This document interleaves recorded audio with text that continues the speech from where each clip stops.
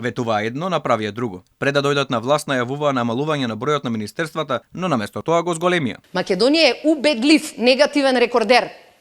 26 министри и да се 2 милиона, што не се, на 81.000 луѓе во државата, имате по еден министер. Тоа сметаме дека мора да се промени. Сепак во 2019-та, веројатно за коалициски мир, беа изгласани законските измени со кои Македонија доби едно министерство плюс. Секретаријатот за спроведување на рамковниот договор беше претворен во Министерството за политички систем и односи меѓу заедниците. Формирањето на ова министерство беше дел од така наречената тиранска платформа, која тогашниот мандатар Зоран Заев ја прифати за да стане премиер. Создавање Министерство за политички системи за односи меѓу заедниците како надлежен орган за почитување на правата на заедниците и за потикнување на економскиот и на социјалниот развој во неразвиените подрачја, остварување правична застапеност во органите за безбедност, војската, разузнавањето и правдата и остварување правична застапеност во сите нивоа на централната власт, како и во јавните служби или предпријатија со јавни акции. Но токму институцијата која треба да се грижи за правичната застапеност не ги почитува основните принципи на кои би требало да се темели. Од вработените во оваа институција само 37% се македонци, а 53% се албанци. Но што во суштина работи ова министерство? Ни првиот човек нема прецизен одговор. Имавме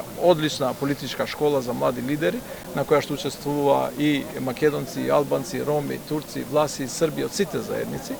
Веројатно најголемиот успех е организацијата на така наречената рамковна прослава на годишнината од Охридскиот договор, кога водителката беше испиркана кога проговори на македонски јазик.